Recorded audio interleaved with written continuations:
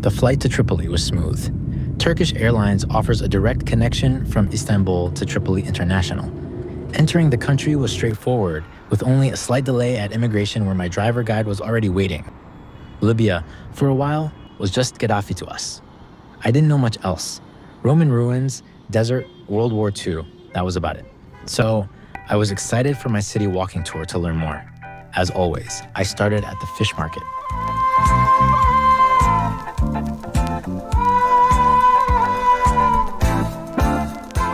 The fish markets are always fun.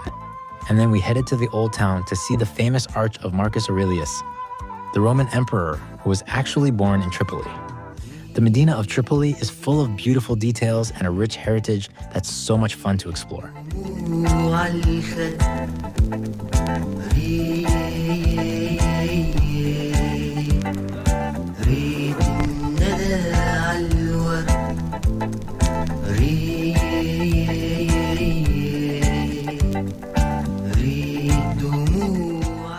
Tripoli is far more beautiful and exciting than I thought. I didn't expect much, but here the city is just bursting with energy, with life. Historic sites, great food, really secret places all over the town. Just something that I did not expect and not really thought it's going to be found here. And mint. You don't put honey where mint is? Yeah. Okay. So this is what cake? Chocolate cake? What's the name? No, that's the same cake. Ah, okay. Yeah, but this one with the chocolate and honey and almond. Okay. This is where the honey, the bee is already going for honey. Yeah. And the name of this cake here? Malfait. Malfait. Yeah, it's Libya.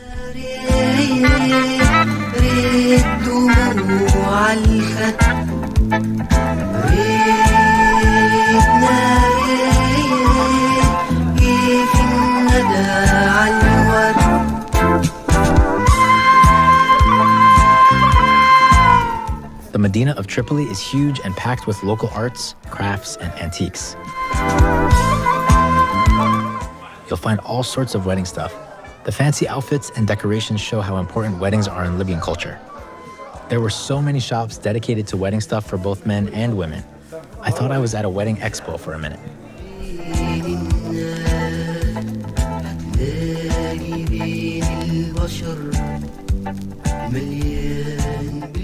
We finished up our Medina tour with a great lunch at this lovely traditional restaurant.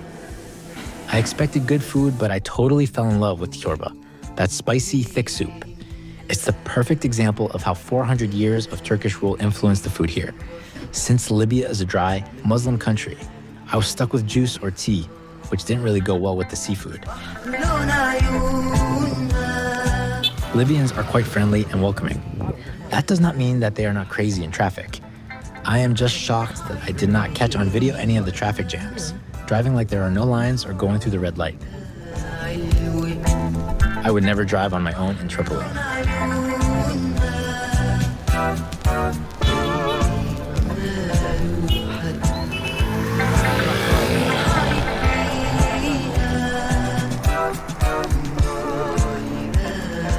For the evening, my guide took us to a very popular brunch cafe on the waterfront where I had a chance to taste local coffee and traditional Libyan salad. Salad is a warm, comforting drink with a slightly nutty flavor, thicker than hot chocolate, often sprinkled with cinnamon. Really good. It's interesting to see locals living their normal lives. We always hear only about the bad stuff happening in Libya on the news, but I felt safe and relaxed during my whole trip. My day in Tripoli was perfect, and I'm quickly developing a real appreciation for this country and its people.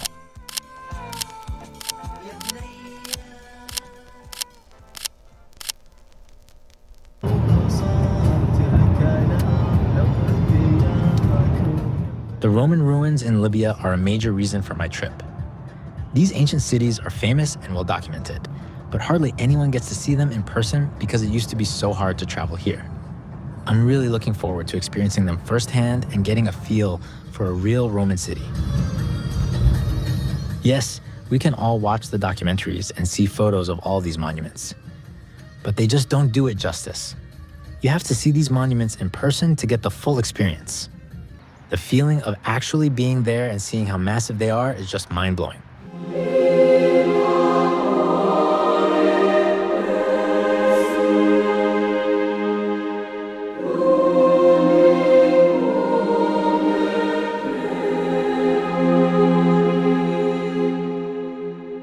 Ever since I was a kid, I was in love with Roman history and history in general, and coming to Libya was a big desire of mine.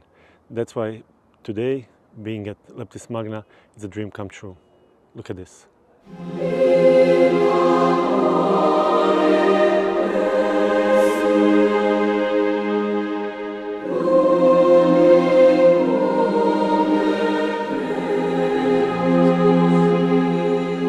This is all for myself. Almost no tourists, just some locals.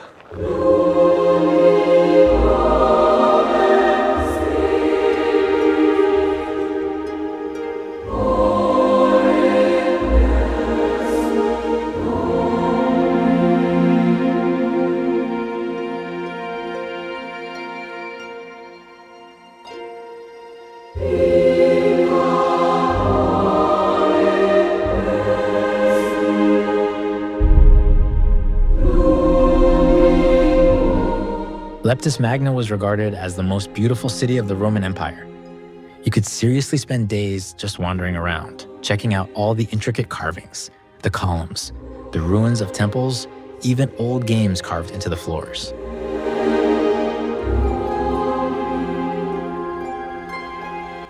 These massive granite columns were looted straight from the Hadrianic Baths back in the 1600s by the French. King Louis XIV took over 600 columns from here to decorate his palaces. The British took some too, of course. This graffiti was left by the Italian soldiers.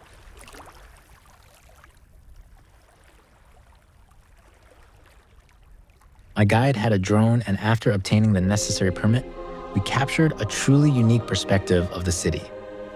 Magnificent.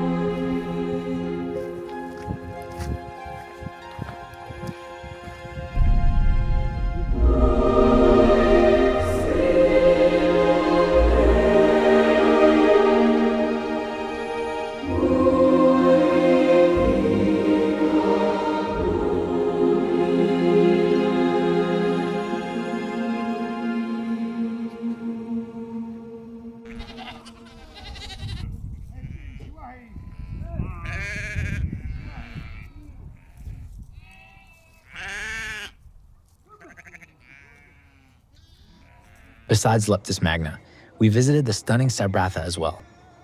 Just another magnificent gem hidden by the sands of time and full of unique places and treasures.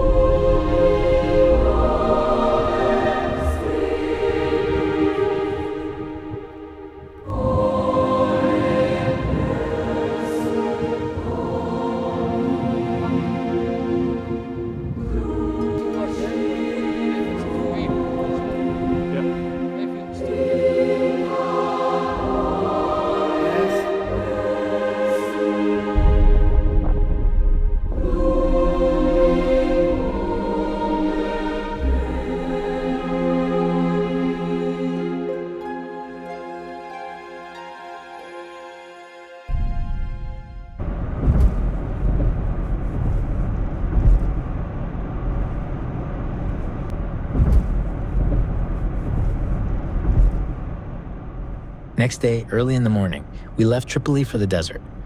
We had a long 7+ hour drive ahead of us, but I love long drives through the desert. Our first stop was a stand by the road selling local pottery. I assumed they were all for cooking, but actually, they are mostly piggy banks for saving money. Saving money the Berber way.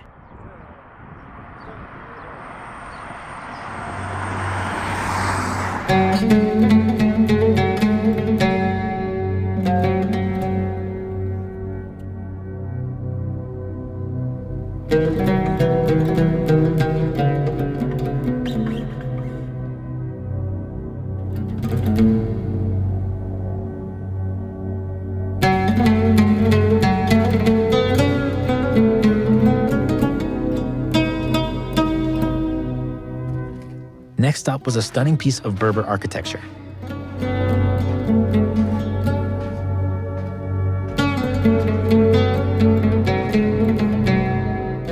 Qasr al-Hajj is basically an ancient fortified storage place.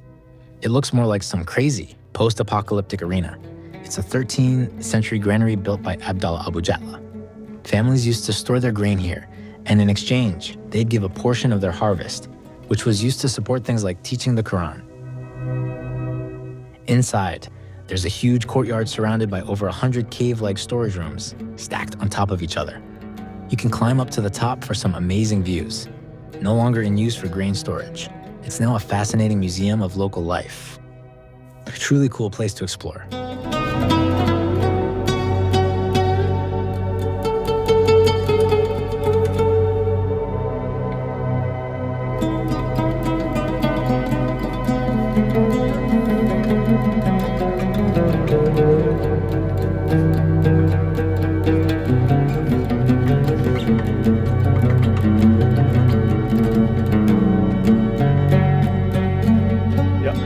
Beautiful clouds. Yes.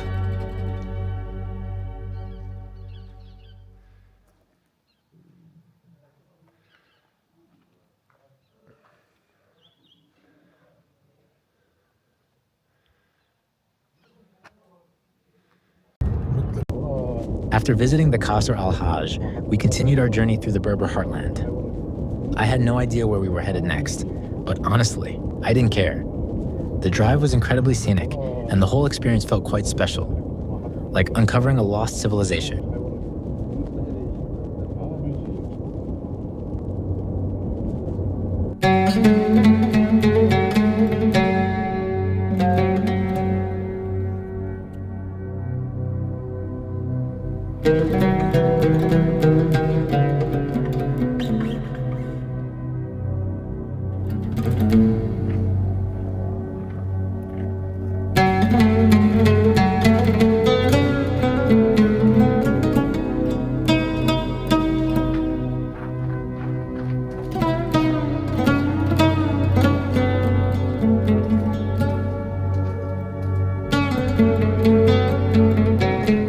Tarmeisa is an abandoned Berber stone village in the Jebel Nafusa mountains dating back to Byzantine times. The village is a maze not that easy to navigate.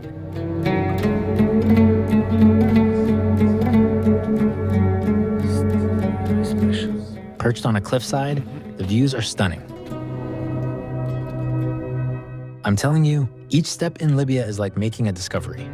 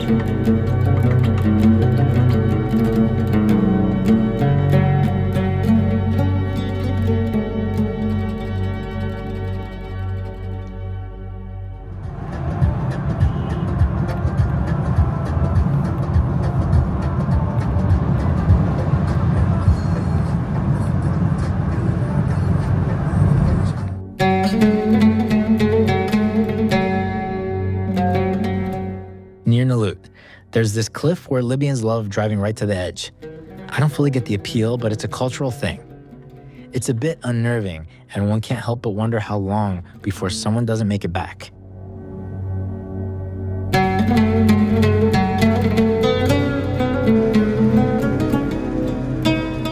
We continued deeper into the desert, filling our 66-liter tank for a mere €2 before our longest stretch to Ghadames. The Sahara was stunning in the afternoon light, and with minimal police checkpoints, it made for a truly lovely drive.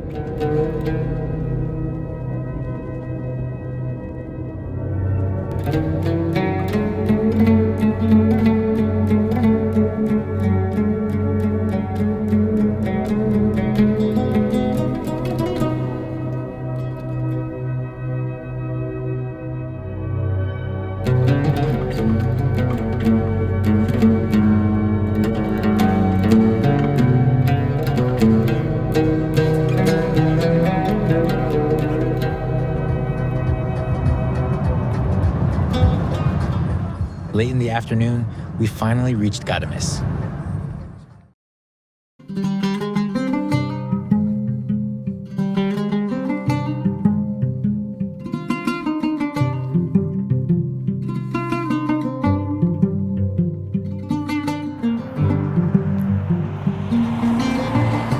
Ghadames is one of the oldest pre-Saharan settlements, with archaeological evidence indicating that it has been inhabited for over 6,000 years. The next morning, our guide took us to the ancient city. He was explaining the architecture and details, but I was not paying attention. I was so much under the impression of actually being in the famous Ghadames that I just wanted to walk these streets.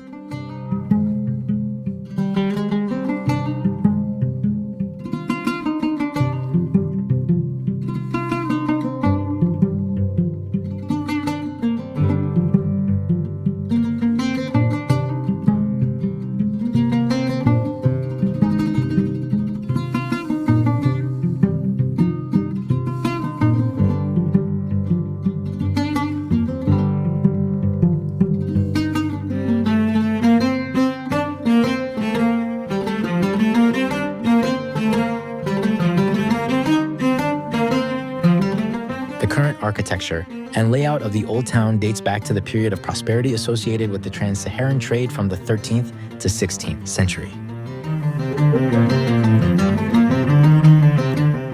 The city is known for its unique architecture. The locals build these beautiful houses from mud, limestone, palm wood, and the whitewashed walls are incredibly effective at keeping the interiors cool. There's often a 15-degree difference in temperature between the outside and the lower floors.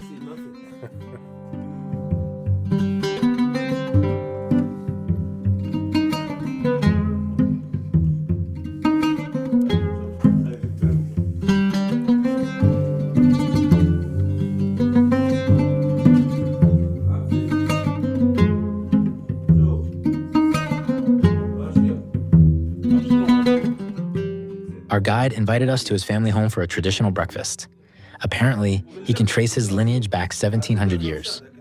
The Berber homes in the old city are now abandoned and serve as museums. They were beautifully decorated, traditionally by the women, and now offer a glimpse into the past. I was particularly drawn to the mirrors and brass bowls.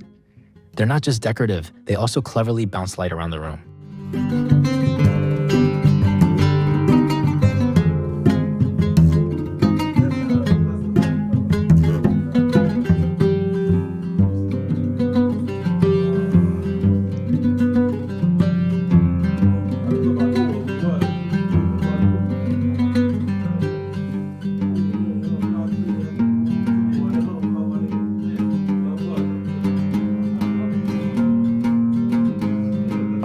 Just one.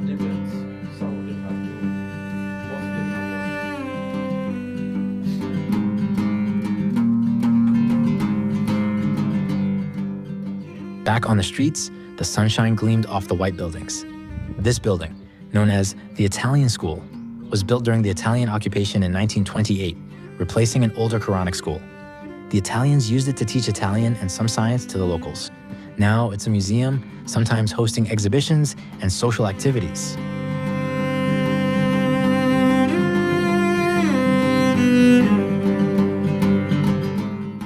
So this is the oldest mosque. This is the oldest mosque. On the main square. Yeah, build 44 Islamic calendar. That means 664 AD.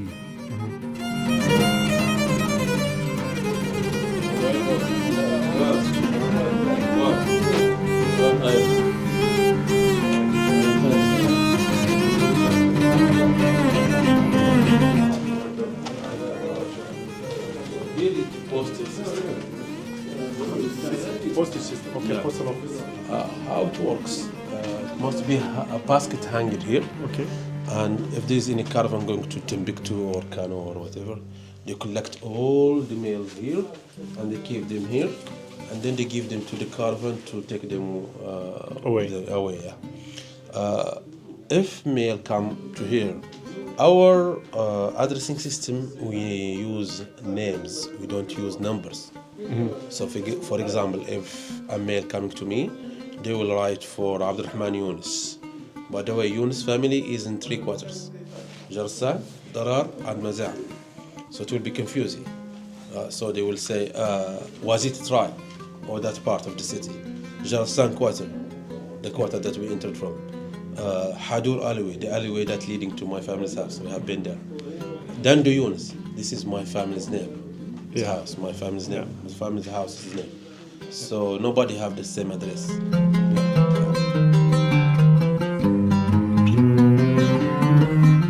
One of the most fascinating things about Ghadames, for me, was the network of small squares.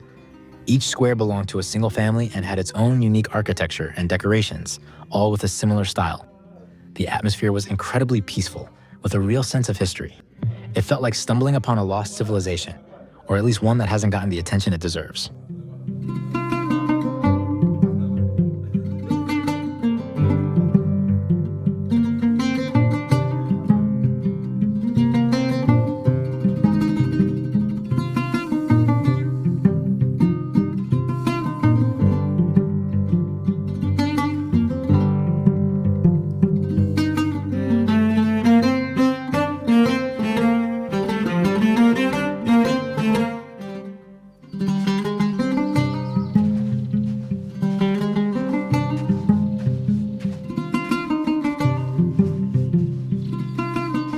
Houses have a unique vertical layout: storage on the ground floor, living spaces above, and then open-air terraces on top, reserved for the women. This ingenious design is particularly noteworthy because no house is built at the same level, which facilitates air circulation and natural cooling. The palm trees surrounding the city serve a similar purpose, further enhancing the cooling effect. From the air, Ghadames reveals its distinctive character, not just as a marvel of sustainable design, but also as a composition of abstract beauty, with its organic forms and interplay of light and shadow.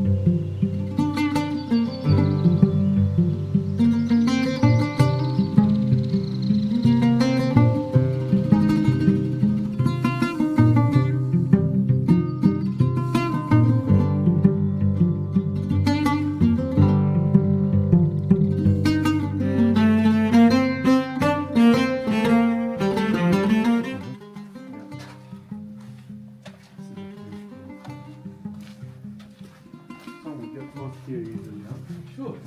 This is one of the. We are in front of one of the doors here to the houses. So, as I told you, the houses are 4 levels, and usually the living room is in the 2nd floor. So we have 2 ways to knock a door. If you knock like that, means man on door. So usually the owner comes down to open the door, and if you knock like that, means lady on door. So the lady comes down and asks first. If she is a lady, she will open the door for her. But usually ladies walk from house to another from top, from the roofs. All the roofs are connected, so you can walk from house to another, yeah. So also you can see the decoration here on door. That means the owner went to Saudi Arabia for pilgrimage. So before that, Hajj, yeah. So they clean the house, redecorate it, paint it, and make this decoration for the doors. That means the owner complete the fifth rule of Islam, which is Hajj.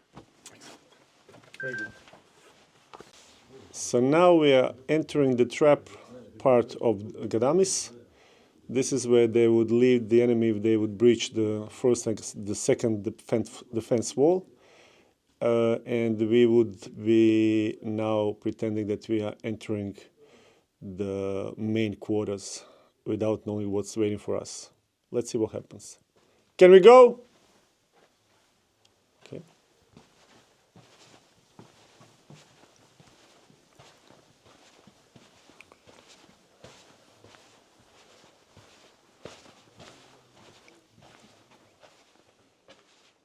Can we get in? Our guide wanted to demonstrate the city's defense mechanisms, showing us how they protect themselves if the outer walls were breached. Hello? The whole place was a labyrinth, Attack, okay. already quite dangerous, but these traps would have made it even more deadly for any attackers.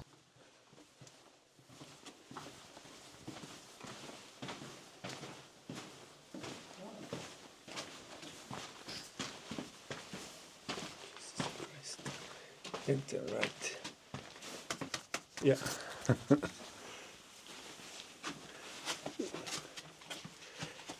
Let's see if we can pitch it up.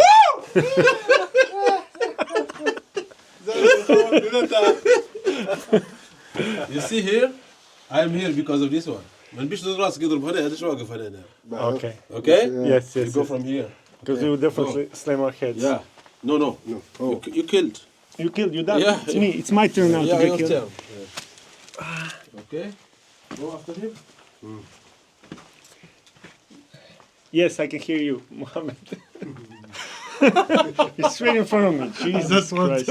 I don't want to. You see, Alan, Yes, we can't see you. Why? because your eyes are There's a dark. light behind Yeah, you. yeah. If you see this direction, you can see. But Yeah. this direction, you can see nothing. No, you can't see This me is the even idea. myself. Like this, he's like disappeared. Yes. But see, like this, you can see him now. Yeah. See, that's what happened. Excellent. الضي خلفك نشوفه فيك لكن انت لما تخش هيك ما تشوف شيء. وليد قول فاتح مساحات هيك. ما لا الحاشية ما تشبحش لا.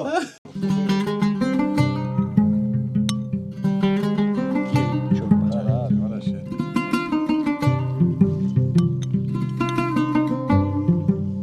And once you get killed in the labyrinth of Ghadames, you become hungry and head for a lovely desert lunch at a local cafe. It's a quite special place, and the food is tasty, but we start with traditional tea, of course. This place is also a museum of local crafts.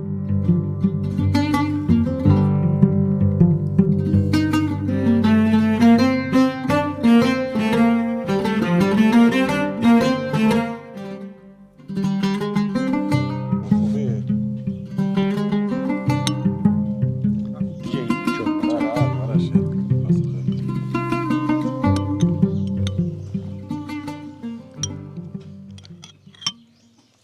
Chorbas in the south are not as spicy as in Tripoli, but they are still delicious. And while I was never fond of camel meat, in Libya it is quite tasty. This one, smaller one. Are you sure? Yeah. I will give you this one. No, It's better. no. What do you mean it's better? It's the same. I'm not gonna eat it all.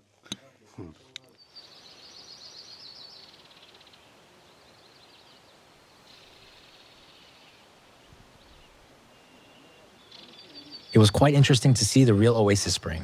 It is 8 meters deep, and it was the main reason why people settled here. The Sahara Desert was much greener during the African humid period, which occurred from about 14,600 to 5,500 years ago. This period ended long before Ghadames became a major trading hub. Ghadames itself has been an oasis town for centuries, benefiting from its strategic location and access to water sources like the Ain al-Farah spring. town's gardens and palm groves have been maintained over time by an intricate watering system connecting the main spring to different family fields. A water clock marked the end of each family's water allotment, and an official would send a palm leaf as a signal that the water would soon be diverted to another farm.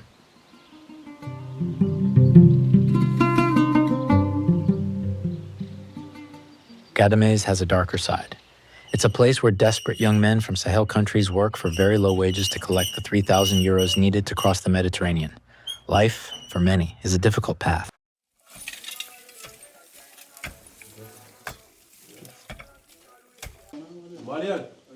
Mali. Where in Mali? Timbuktu? Timbuktu? Timbuktu. Kano. Kaye, Bamako. Bamako, where are you from? Kuligro. Kulugru. Another town. I want to go to Timbuktu, but it's not safe for me. Not yet. Even for him. English. Yeah.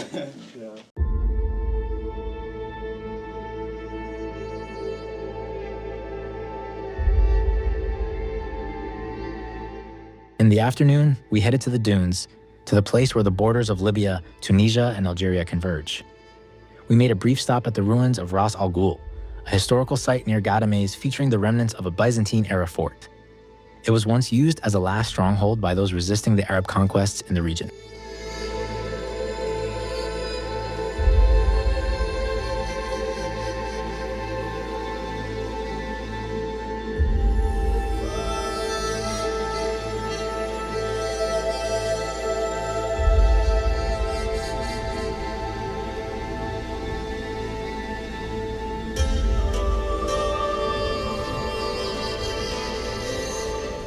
Sahara is my favorite place on the planet. I longed for this return to feel the caress of the sand and the whisper of the wind.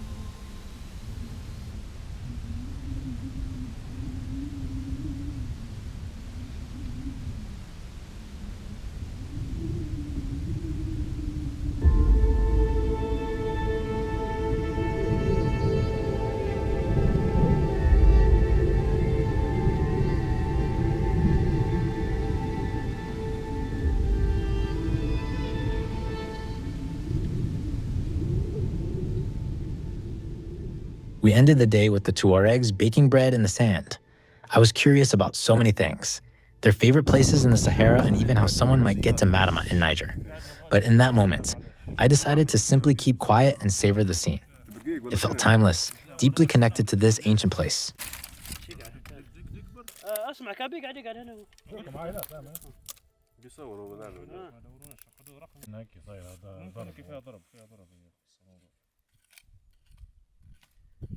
اليمية والجولات خشيت وعلي ما شفتوها طيبة.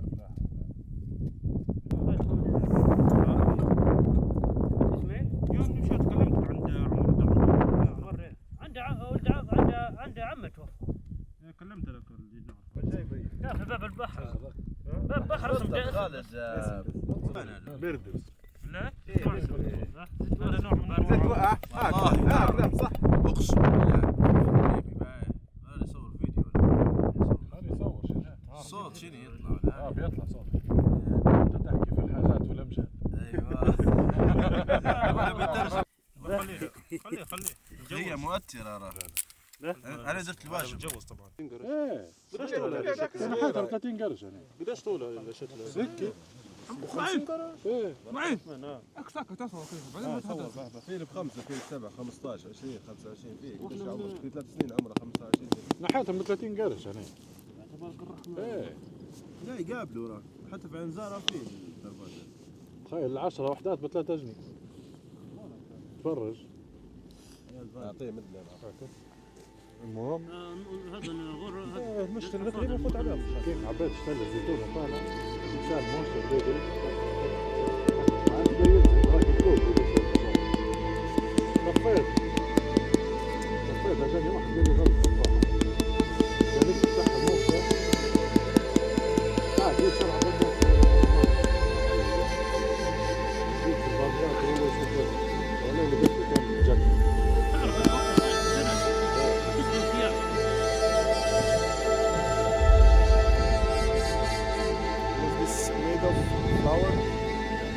Just regular flour.